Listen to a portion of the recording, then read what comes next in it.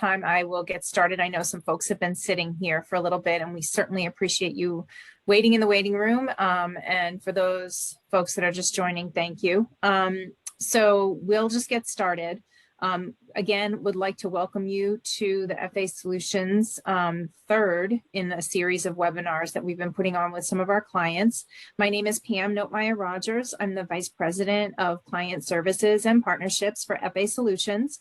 And we have a panel of folks today that are going to be able to kind of lean in to what it was like during the pandemic for them as two-year institutions. FA Solutions is fortunate to work with quite a few two-year public as well as private two-year schools, not only in the career and technical education space, but also in private in the private space with residential programs. So we have two different types of schools. The last time we featured some of our four-year partners. But really just to kind of give some context as to what we'd like to talk about today, you know, obviously COVID sent everybody back home, working remotely, and basically handling all of their job duties from their houses, their kitchens, their basements, living rooms. And now we've pretty much figured out a year later what this looks like, but there's still challenges with leadership at some of our institutions and trying to bring everybody back to campus, and how do we bring you know, all of the operations full circle now that we can get back on campus again in some form or fashion. With that said, two-year institutions that we serve have faced challenges with the financial aid modeling, as well as with enrollment and adjusting to distance education. So again, we serve these schools and wanted to have a conversation because oftentimes our two-year partners have technical education requirements that again needed face-to-face interaction with labs, and they were able to really make some adjustments given and pivot very quickly to be able to continue that for their students. So today we have two of our panelists. We're thrilled that they're with us. Ken Porter, who is the Director of Workforce Development from Ashtabula County Technical and Career Center up in Ohio. And unfortunately, they've had some weather. And then we also have the president of Chatfield College, Robert Elmore, and he too is in Ohio. And we were exchanging, if you were on very early, you were listening to a commentary about the weather. And of course, there was snow in Ohio this morning. So with that said, I also have Bridget McGuire. She is our Vice President of Operations. She will be addressing some of the CARES Act and towards the end of this session with you all, so that we can answer some questions and hopefully be able to bring to light some of the nuances of what's been going on lately with the funding for some of our school partners. So with that said, you know, COVID presented obviously challenges for these two-year partners, but it was something that we were well positioned for at FA Solutions. We've always been a remote company, and we've always been able to kind of pivot and be the hands and feet of the institutions when in fact they weren't able to be on campus. So we were very fortunate to be able to assist both of these schools in different capacities as well. So with that said, I would like to kind of begin the conversation with some questions. And I think that it would be great to hear a little bit more about how the pivots were made, especially with the career and technical education. So I would throw this question out there, and maybe Ken, you could start the conversation a little bit. For schools and colleges that support technical education, how did you adjust and really transition to the remote learning? And what were some of the challenges you faced that you really hadn't considered? Well, in our case, first off, welcome everybody. Thank you for attending. In our case, we're a two-year Ohio Technical Center, and we are a clock hour based institution. And like everybody else, we ended up going remotely last March for some time. And most of our instructors are part-time, so they're not here. And we found real quickly that, like with the students, we had a lot of instructors who were not computer savvy. So the first challenge, as it were, was to how to quickly set up some form of distance learning. And for us, not being prepared for it, it was simply by email. We had some very quick meetings with the instructors and made sure they were all set up. And basically, assignments to the students went through via email. And we're in a very rural area. So some of the assignments came back simply by means of the student taking a picture of their completed work and emailing it back to the instructor. We thought this was very barbaric and cumbersome at first, but as it turns out, and as the instructors got used to it, it became relatively smooth. Likewise, not all the students had computers, as a lot of schools have experienced. So we did have to give some thought as to the assignments. And in our case, the assignments had to be such that it could either be completed over the internet or manually researched through the textbook or whatever resources that the students were given. So in hindsight, looking back, it worked out well. Virtual software was the same thing. The CARES Act, it didn't kick in immediately. And so we were scuffling around trying to find virtual software that would not so much replace our lab hands-on face-to-face, but the academic, the book work portion of the programs. And we got lucky. We weren't virtual for a long distance of time, so it worked out nice. And of course, we had instructors that were not available due to COVID as well. We have several large medical programs, and a lot of those instructors, they simply were unable to teach anymore, or at least on campus. So we had some definite challenges there. We were very close working with our high school, and we were lucky to have several high school instructors come on board with us to help facilitate that instruction in the meantime. So we kind of we got lucky in a little bit. And as far as the lab, the face-to-face, we worked with our accreditation and the State Department, and we were able to work it out to where we finished that portion of the programs later. It did involve us coming in 3/4 of the summer when programs normally would have been done, but we got everybody's agreement and the students were okay with it. And short of graduating a month, 2 months late, it all came to a pleasant ending. That's great. I mean, that's kind of you really had to think on your feet and try to figure things out pretty quickly and almost, make concessions for things that you probably wouldn't have done in the past, just so that students could continue, obviously. I think that that's a big kind of shift, if you would, in terms of how you're able to deliver education. And then, of course, we have Chatfield College, which they had a different set of circumstances as a 2-year private institution. Maybe, Robert, you can kind of outline what some of the things you had to do to pivot very quickly as well. Sure, Pam. Thanks for inviting me to the panel, and I hope everybody's having a great day and sees the light at the end of the tunnel coming out of COVID. We're a little different. We're more of a collegiate or a junior college model, academic oriented. Our one program is the Associate of Arts and Liberal Arts. We had started offering some courses through distance education in an online modality back in early 2018. We had a limitation on that to not exceed 49% of the total amount of the program. So we had some experience. We had a learning management system in place, and we had our faculty trained up to use that tool, whether they were teaching online or in person. And so our transition, although it was rather sudden, and it was a shock like everyone else went through because of the suddenness. We were able to adapt within about a week.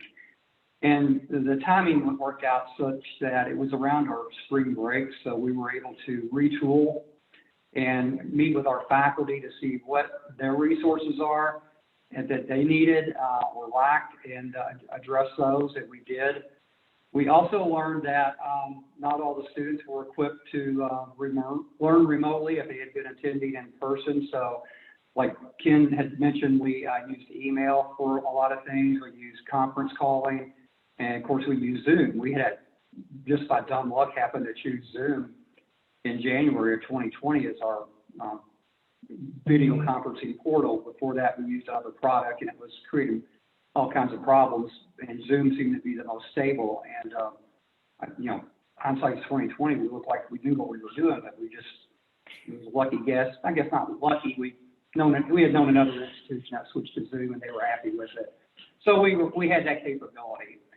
The one thing that surprised us was the labs. We have some science courses, so there's some labs work that needed to be done. And the other thing that was really a shocker was the lack of reliable internet service. We have two locations. One's in a rural area of Ohio at the edge of the Appalachian Mountains and in Brown County. And there's about 30% of the population out here that doesn't have reliable internet service. They have, you know, the old copper dial-up, but when you're in a video conferencing or you're really trying to stream some content through, it just doesn't work. My dean is in a dead spot where he actually has to come on campus about 5 miles away to plug into our system. We have, you know, a nice robust system here because of our fiber optics broadband backbone that we can accommodate a lot of users. But in the downtown location in Cincinnati, where we're located with another campus, about 20% of our students don't have reliable internet service, and that's an affordability issue. It's also a resource issue. Our students generally don't use laptops. We have computer labs at the campus. We have laptops available for checkout, but not for the whole population. So we had to be creative in terms of how do we allow students to be able to complete their coursework and do it in a timely manner and end the term on time. So we had about 4 weeks to go before the end of the term when we switched to completely remote. So we expanded the classroom hours slightly, and we were able to shorten that duration in keeping with the Department of Education and HLC guidelines at the time. But what we did is we kept our buildings open. So we went through the COVID protocols established by the CDC back then in the state of Ohio. And we still keep those today. So we would allow students to come in, use the computer labs. We'd have certain windows of time. They could make an appointment to be here. If they showed up ad hoc, we would have a separate area they could go to. Then we'd have to disinfect the room and allow another group of people to come in. But we also have internet capability in our parking lot, so if they could, you know, come and park in the parking lot, they could access our web and Wi-Fi services, and that helped a lot too. And then we were able to repurpose some of old equipment, old laptops, to be able to issue to students for the remainder of the term. So just a lot of adaptability and trying to get the resources in the hands of the students so they could finish their work. Communication was a big key, so we had an extensive communication plan. Pretty much every couple of weeks we were sending information out about what's next, what are we doing, how are we progressing. We decided early on that we were going to offer classes for the summer term, which began around June the 1st, but they were only going to be online. And so we had a lot of favorable response to that. So we really never missed anything, but what we did do is we basically had to switch everything from in-person to virtual. And that includes our commencement ceremony. We ended up holding 2 commencement ceremonies that were probably about 3 weeks later than normal. And we videotaped them. We had a crew come in and videotape each individual one. So the way we set it up was at each campus in our facility, very limited, just immediate family members for limited participation. Only a few trustees and staff participated. And we did an individual graduation commencement ceremony for every graduate. it was like, it wasn't a big class, fortunately, but it was about 35 per location. And can you imagine repeating yourself 35 times and you have to do it 2 weekends in a row? We're not doing that this year. We're going back in person. We're going to spread everybody out. And, but we wanted to get it there and get it done. A lot of places were doing it different ways. They were going to people's houses. We wanted to have something more formal than that. And the students were very happy. The graduates were happy. And I'm glad we were able to figure that one out. So that was a little bit of a surprise too. Of course, we had to cancel all of our events for the fall. We do a lot of fall events for outdoor activities, and they were all canceled. We turned our annual virtual, we call it the Chatfield College. It's an annual fundraiser in October. We did that all virtually. And we had more fundraising because of that than we typically do, because we brought in more technology where people were able to use their laptops, their smartphones to be able to bid on items and compete against each other and to have a little bit of fun with it from a remote setting. And we would pipe in some video content from student testimonials that really helped. So I think our situation, I guess, was disruptive, yes. It was impactful, yes, but we were able to figure out a way to move forward. The big impact that we had experienced was we have a lot of dual enrollment students here in our rural Brown County office, and we have a lot of adult degree-seeking students in our downtown Cincinnati campus. And what we noticed was we had a spike of enrollments in our dual enrollment program. And I think that's because the K through 12 sector were going to virtual instruction, and they didn't have a clue. And the students were really disillusioned. They thought at first, a couple of weeks, this is great, I don't have to go anywhere. But then they started missing school and missing content. So that's where we saw a spike in summer enrollments last year. If they were going to be in an online environment, they wanted to be with someone who had experience in online delivery, and that was us. So we saw about a 10% growth in enrollments over the summer because of that modality that we were able to offer them. On the adult side, it was the opposite. We saw a 20% decline in enrollments. And that's because in our Cincinnati market, most of our students come from the Cincinnati public school system, and they just went back to a hybrid model of instruction just a week ago. So they were out. Their kids were home. Unfortunately, our students were having to learn how to be online facilitators in the K through 12 sector while they might have been trying to take classes at Chatfield online. So it was overwhelming, and just lack of resources and the capabilities, lack of childcare, job insecurity, a lot of things were hitting them. So they're just sitting on the sidelines. We had a base group of students that sort of were able to plug their way through. Most of them didn't have dependents that they had to take care of. And so they were able to persevere. And a lot of those will graduate this next month. But that was a big problem and a challenge, and it still is. And we're trying to address that with more programming and more support this fall, so it doesn't become a repetitive type of thing. Should there be another 4th, 5th, or 6th outbreak, and there's a switch back to remote learning in K through 12. So those were some of the opportunities we had, the challenges, and how we adapted to those and responded. I have to say our faculty stepped up. They did amazing things that they probably didn't know that they were capable of doing. And it ended up being a very good experience. The complaint level did not go up. It actually went down. Our students were appreciative that we were able to work together to help solve this challenge that they were facing and we as an institution were facing. I don't want to go through it again. It's a once-in-a-lifetime event, and it'd be nice when we get out of it, but it's not going to be business as usual or normal like it was before. We can already see things that are starting to develop and evolve. And with that said, what we're seeing as a challenge going forward is staffing. So now that we're starting to see some increased activity, trying to find people to staff, whether it be faculty or in the administrative or student support side, is challenging. And I know a lot of other businesses are facing those challenges. So what we do is we sort of look at how can we get the job done, and we actually engaged Financial Aid Solutions, the Student Experience Center, to help us back in December and January with outreach calls to our prospective students and our returning students for our January 25th spring term start. We're limited in size and people, and because we can't cover all the hours we need to cover. We can't reach people when they're available to be reached.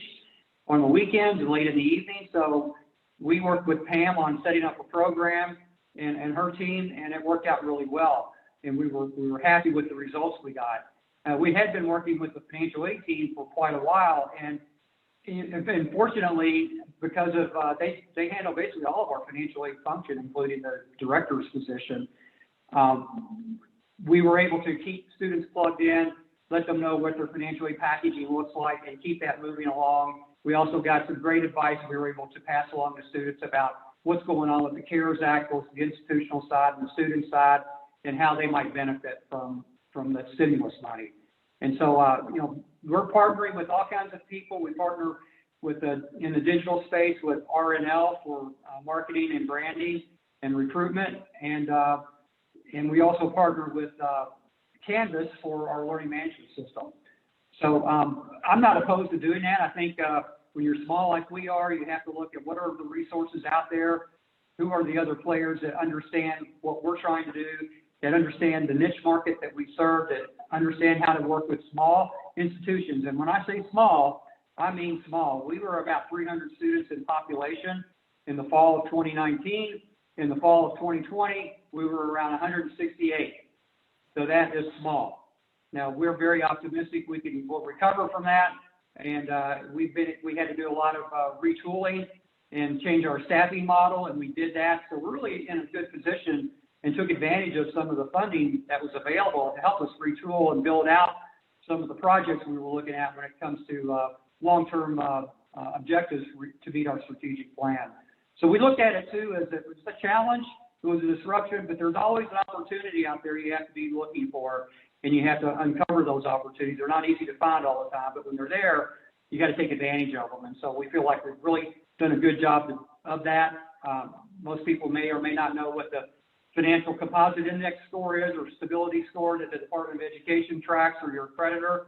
But we went from 2.1 to 2.4. That's what we'll end up this fiscal year on, with lower enrollments, because we were able to be fiscally sound and disciplined in what we were going to do and how much of the CARES Act money we were able to leverage and apply to the needs of the institution. So I know that's a long way to answer. I hope I answered your question, Pam. If I didn't, let me know. You did. You answered it like beautifully. I mean, I think part of the, the title of this webinar was, how are you thriving, right? And I think that a lot of times we thought, 2-year schools, they're probably going to be the most vulnerable. And frankly, you're in an entrepreneurial mindset as the college president, and you also have, frankly, a lot of keys to the castle, if you will, to be able to make changes. So you can really make changes pretty quickly. You had your board supporting you, and you were able to move things, and you also had your faculty on board as well. So I think, your situation might be very different from Ken's at ATAC, where he's more tied to his system and obviously the school department. But I think for you, you really did thrive in this environment, and it probably gave you the opportunity to look deeper into your organization and make some real big changes as well, that you might not have done had COVID not happened, or you would have maybe not taken that leap of faith to do some other things at that time. You might have backburnered it, but it really did force the issue for you to have to move forward quickly, which I think, again, that when we talked about doing this webinar, when the 5 of us met, that was my whole perspective was, you guys really, you turned things around pretty quickly and you kept moving. And Ken, for you with ATAC, it was a similar situation. You had to figure out with your accreditation how you were able to do distance learning to get the people the hours they needed and how you were going to complete. So, even though you have some constraints, given the institution you work for, you were still able to try to get some stuff done. And I think, again, that goes to the entrepreneurial spirit.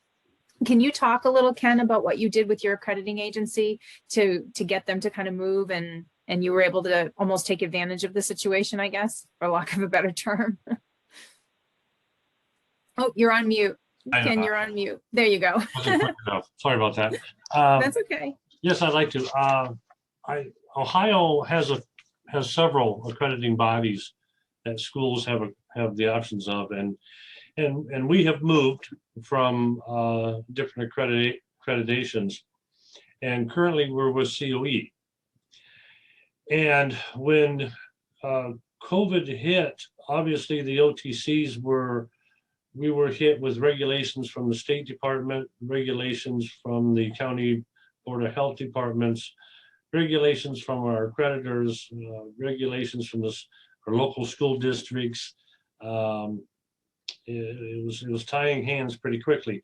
But what we found was, and I don't want to say depending on your accreditor, but in our case, COE worked with us in all the schools that they do fantastically. There are some very specific rules as far as whether or not OTCs are allowed to do virtual training. And most accreditors, at least that we've been with, they don't allow virtual programs.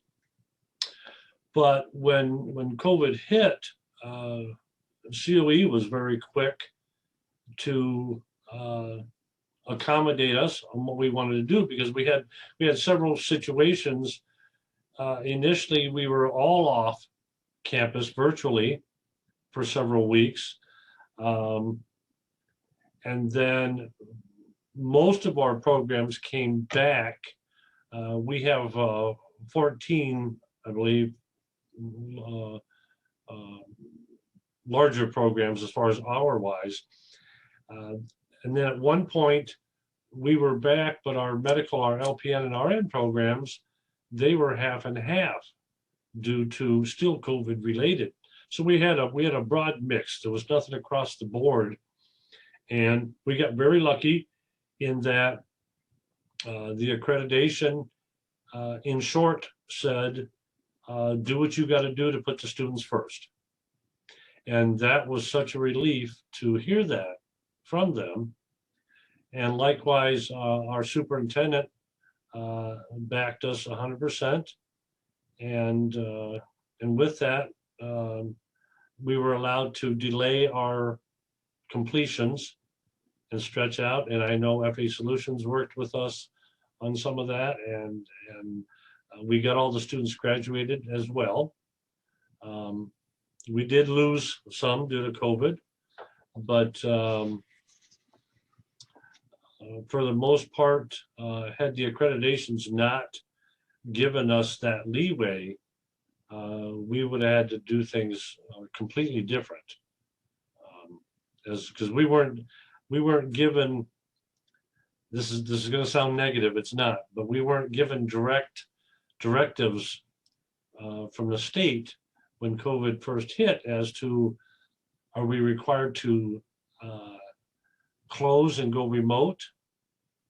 And then when are we allowed to come back? There for a long time, a lot of us, we were asking each other, we were getting on the phone and talking to our associate schools and saying, what are you going to do? Are you going to stay open? How are you doing this? How are you doing that? And we took a survey with the students when we went to come back, and we simply asked them, do you want to come back to class? We know that you're nervous. We had instructors that were nervous about coming back to class, and we asked everybody, we're giving you ownership in this. What do you want to do? And the majority of them wanted to come back to class. They wanted that face-to-face interaction. And again, we got with our accreditors and we told them that, okay, we want to come back, but we're still going to have some classes virtual.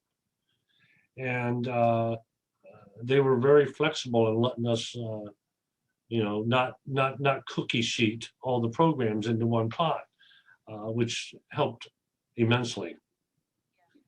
I can imagine. I mean, again, I think even though you're tied to a system, of course, and you have to listen to what the system tells you, you guys were able to do, through conversations with your peer institutions, and then obviously with, your accrediting body to say, hey, I mean, nobody knew how this was going to all fold out, but for the types of schools that both of you operate, it's even more complex. I mean, you have, Ken, you have, programs that require face-to-face and lab hours. So, how were you able to handle the lab hours?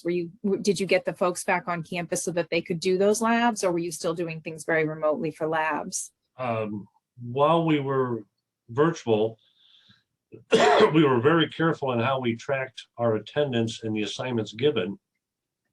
And we mapped out in advance the academic hours in any given program and the remaining lab hours. Normally, in a normal week, a student may go to related instruction for a couple of hours and then lab instruction for a couple of hours. So there's a breakdown by how many hours of lab instruction and how many hours of related instruction a student gets in any one program. So we mapped that out and we said, okay, you're going to run out of instructional hours at this point. And for some programs that worked out well, we were able to bring them back on campus. And when they came back on campus, that was solely to complete the face-to-face lab hours. And the purpose of that is us, like everybody else, our funding is dependent on graduation rates. It's dependent on, completion rate, graduation rates, industry credential assigned. And that was one of our biggest challenges because we weren't able to give, we were afraid the students weren't going to get their industry credentials because it's hard to get certified in welding when you have an A grade in book reading, but no certificate. So we were able to get them back on campus and utilize that time and get them their industry credentials. And again, without the accreditation's approval and the Board of Education's and the superintendents and everybody, that wouldn't have happened. It's great. I mean, I think, you know, there's so many things that were gleaned out of what's happened over COVID for a lot of our school partners. And I think, again, you are in a little bit of a unique situation because you do work with the high schools as well. Both of you do. So, you know, hopefully your dual enrollment numbers, you know, will come back up again and stay up. You know, I'm wondering what do you think the enrollment front is going to look like, Robert? And before I say that, if there's any questions from any of the attendees, please post them in the chat and we can address them, because, you know, we can get very chatty and forget to ask. So please post questions if you have any of our panelists. But so what do you think about the enrollment front for dual enrollment? Do you feel like it's going to continue to grow for you, Robert? I think the dual enrollment will. We've got a good reputation in that market space. We're underutilizing that in Cincinnati, so we've been able to find some other schools that are interested in partnering with us on that piece. I'm excited about the adult side, though, more so. There's a steep discount with dual enrollment students because it's basically funded by the state. So we don't want that to be the driver of our enrollments, but it's a nice supplement. We're targeting around 300 again, which is a little bit less than where we were in 2019, but the year before COVID. That's what our hope is, to get back to that level and then sort of establish that as our baseline going forward. Great. And Ken, what are your thoughts, especially now that the students were online with dual enrollment? I wonder if you're looking more attractive to them to be able to participate, whereas maybe they didn't before. I couldn't hear you quite, but I think you said. Oh, I'm sorry. There. Can you hear me better? Is that better? I'm sorry. I was going to ask, you know, Ken, given that he has the dual enrollment program at his school too, is he seeing that there'd be an increase as well?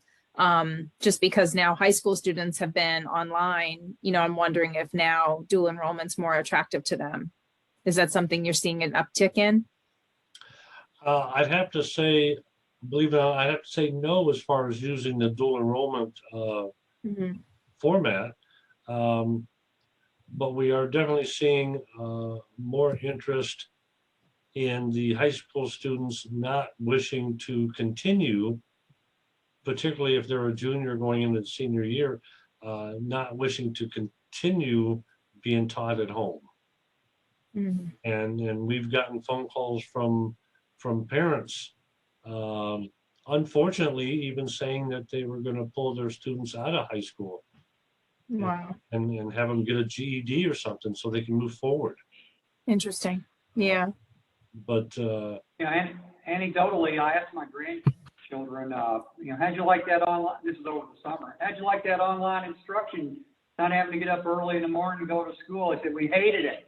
Yeah. was okay for like a week or two, then we hated Yeah. it. We missed the people and our friends, and it's hard work. I said, Yeah. yeah, it is. Yeah, it definitely is. So we have a question from the audience, so to speak, and they asked, what was the one thing you never utilized pre-COVID that you'll be doing and you're going to continue to do? So what was something that happened and you're like, wow, we're going to keep doing this? Zoom. Zoom. Zoom has been a lifesaver.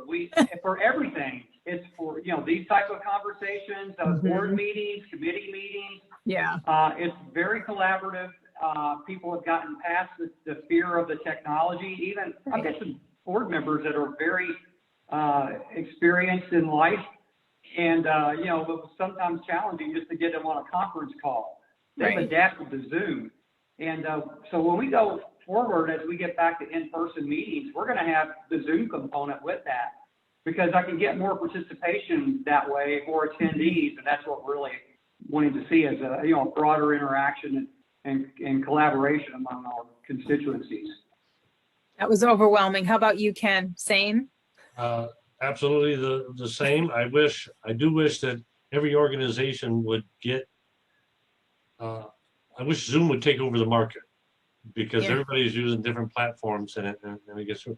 But likewise, we implemented online, we're in the process of implementing online enrollment and payment. Mm-hmm. And that, along with, having the students to complete everything from their financial aid paperwork online to their enrollment. I was never a Skype user. Yeah. And I find myself, for that to be invaluable with FA Solutions and the financial aid team here on campus, because it doesn't matter where we're at. We get on our tablet or anything else, we got a question, we got an answer. Yeah. Why is the students? So I think that definitely helps at the Zoom. We're gonna stick with our online. We opened up new media platforms. We got a LinkedIn page and some other things.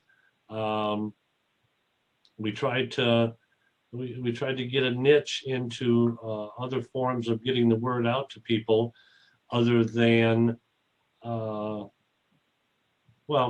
ways that were quicker to get them out, and more of our target. A lot of schools use Facebook, and they have school accounts and all that. We found LinkedIn to be more of on the adult level. Yeah. So yeah, I mean LinkedIn and online, that and Zoom. We got set up with laptops for the students, and those are all set up and they're here, and they're going to continue to be here now for if a student needs one at home or something. Those are available. So we jumped a couple of years in technology. Yeah, And I think that's probably it. Yeah, You did. as a whole, and we're going to stick that way. Yeah. I mean, I think it forced the issue for a lot of schools that, you were saying, well, we probably should do that, or that's a really good idea. And yeah, we can get that done. Somebody will get that done. And then all of a sudden it was at your front door and you're like, wow, we really need to get this done like tomorrow, or we're not going to be able to continue classes or, get funding for our students. So I think, it did force the issue. I know with a lot of our clients, it did. And I've had lots of conversations with them about, kind of best practices, better ways to enroll their students, how to engage them differently, between the phone, the text, the email, the Zoom. I mean, there's so many ways we can engage with students now that I think that it opened up a bigger, opportunity from an enrollment standpoint too. I mean, it really, really did. So I think, there's a lot of opportunities that came out of this, out of the pandemic. So what I'd like to do is switch gears just a quick minute and ask Bridget to maybe give us an update in terms of some of the new funding and some of the HERC Act as well, because so that we can give everybody kind of our FA Solutions update, I guess, if you will. Sure. That would be great. Yeah, I won't take but a couple of minutes because I think this dialogue has been really interesting to hear, and I appreciate you guys providing that feedback and just joining the panel. There's not a lot of new information to talk about today, so I thought what I would do is just give a couple of highlights of the things that I'm either hearing the most questions about, seeing the most information come out about, or I think just really helpful reminders. The first being professional judgments. The Department of Education has been posting everywhere I think they can, reminding schools that while you've always had the ability, you continue to have the ability to work with students on a case-by-case basis. And they're stressing most specifically unemployment, right? There's a lot of people that have lost their jobs or are currently unemployed due to the pandemic. And you can make case-by-case assessments to help those students by zeroing out their income. And we can help and provide more guidance on that if anybody has like a unique situation you want to talk through. It's also important to remember that the HERF fundings, both 1 and 2, they're not taxable. I've had that question probably more often from bursar's offices, just making sure that they're doing all the paperwork correctly for students. So friendly reminder on that one. And then if for some reason you haven't spent all your money yet from the first group of money that came out, about this time last year, you can now use the same criteria as the HERF 2. So the CRR SAA, which is the second batch of money, you can use that same type of criteria now since we're in that realm. And that might help a couple of students with some different spending options. HERF 2 was a lot more flexible than HERF 1 was. So if you haven't spent all your money yet, you might want to review some of that criteria, and it might open the door for you a little bit better.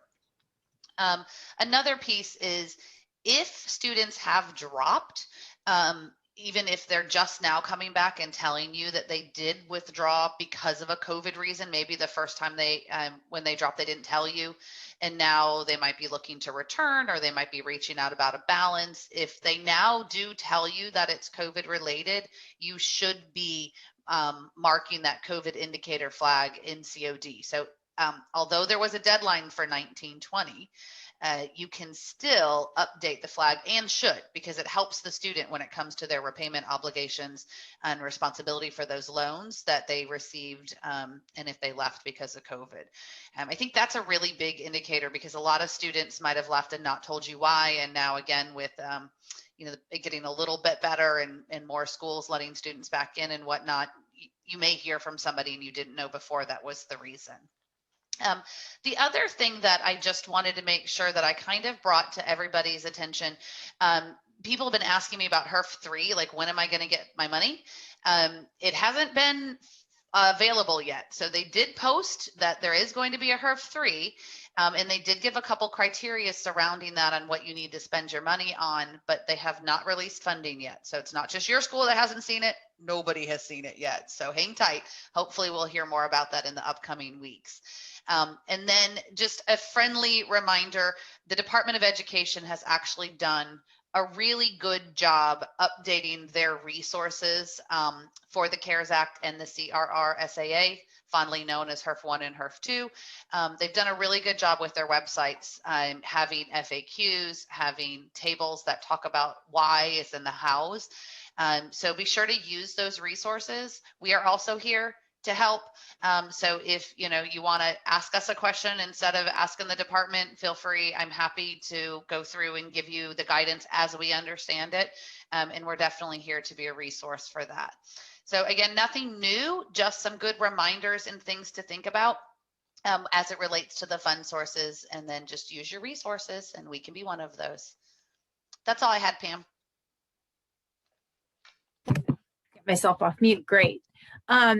Well, there is a question in the chat, and I think it's a good one. So let's see if maybe Bob or Ken, you may have some good answers for this this person who's in our room right now watching. They said it wasn't COVID related, but they were wondering if you're using NC-SARA for reciprocity agreements to offer distance education courses for those that reside in another state. And if not, how are you obtaining those agreements due to the federal regulations? So how are you doing some, distance education, say with Michigan? Bob, do you have some insight? Yeah, we just joined NC Sarah about a month ago. Our Associate of Arts and Liberal Arts is approved now as a distance education program, so that's why we did that. Previously, we're right here at the Kentucky, Ohio, Indiana border. Right. So I looked at joining the individual states, but there's just a paperwork nightmare. They said if you're in Sarah, then it's pretty easy. So, and it was easy to join. So fortunately in Ohio, they follow a good Sarah model, and it was just a matter of answering a few questions, paying the fee. They submitted to Sarah. We paid the fee, and then it was approved within a week. So we're That's very building different. that out now. Yeah, that's very different for any of the schools that are watching with us right now. That's a very different situation than in the past. So I think that was an opportunity that wouldn't have come along, honestly, for a lot of schools, I'm sure. So in terms of some best practices or some lessons learned or some other little tidbits and pieces of advice for the folks that have joined us today, what are some ways in which you're now trying to transition back to the campus? Are you insisting your staff's all back? Are you, how is that going in terms of, what is the new Chatfield and the new ATEC look like? What is that going to look like for everyone? Well, we're going through the COVID protocol still. You have to check in when you arrive at the campus. You get your temperature checked. You log in, and we are maintaining the 6 feet of social distancing and sanitizer stations. We bring in people to clean the buildings or the rooms in middle of the day between class sessions and also in the evening. We're going to continue that because it's worked so well for us. We've not had any incidences, and I keep saying this, and I'm going to knock on my desk right now and say we have been very fortunate with our protocols that we haven't had any incidences where we had to close the campus. We had one faculty member who contracted COVID outside of the campus, and because of the remote learning platform we have, they were able to switch that class to online immediately. So they didn't miss any lessons or any class time, and then they were back in session in a couple of weeks when he was cleared to go. And that's as close as we've gotten. We've known people that have been infected with COVID, but it hasn't impacted our operations or our services.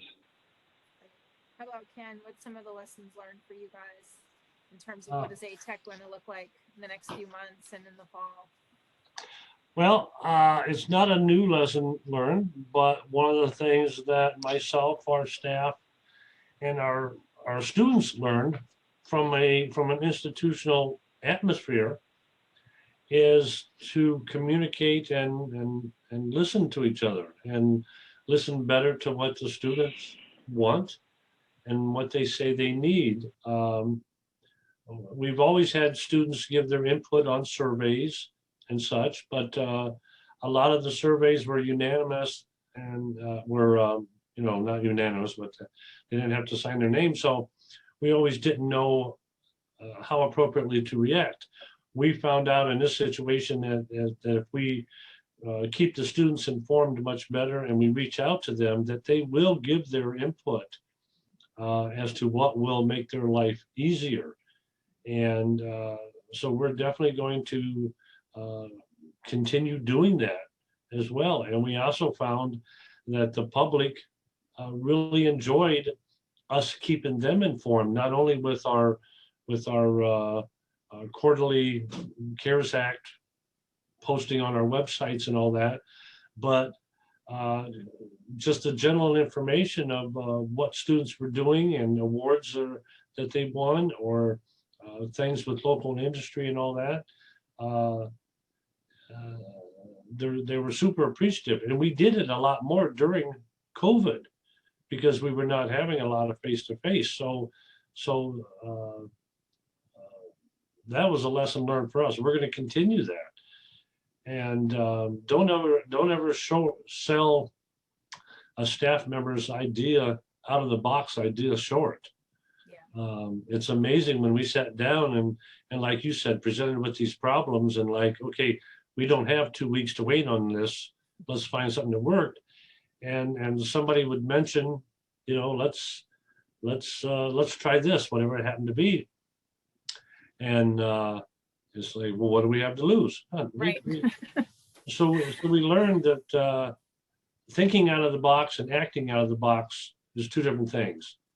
And we learned not to be so shy of acting out of the box.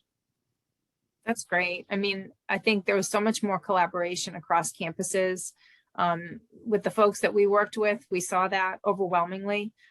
People kind of digging in and going, oh boy, we got to figure this out really quickly. And, you know, sitting around the table or the Zoom, you know, there were schools that basically got on a call the next morning as early as they could, and they started planning just the way you guys did. So, I mean, again, I think it opened up dialogue, and now because we've learned to over communicate, I think that's going to be the new norm, and students are going to look for multiple modalities to be communicated with. So the text, the email, the Facebook, the LinkedIn, the website, I mean, the Zoom meeting, you know, the technology now has become the norm. So now students not participating because of technology, or at least they said that they didn't have or couldn't do, you know, we've been able to break down a lot of those barriers. And I think that that's, you know, what you both did in your areas, knowing how rural your communities were too. So I thank you for, you know, all the insight and sharing all these experiences with us today. I think it was a terrific conversation, and I'm excited to see what the fall is going to look like, honestly, for both of your institutions. I think good things are to come. So again, want to thank all of the folks that joined us today and had lunch with us. Hopefully you were able to learn something. Would love the opportunity to share anything more about what we do here at FA Solutions. So the contact information obviously is there on the screen. But again, very grateful to both of our panelists. Ken, thank you. And Robert, again, appreciate the partnership and the time this afternoon. Thank you for having me. Oh, Thank you for having me. Yeah, it's great. It's great. Thank you so much. Bye. Bye-bye. Bye.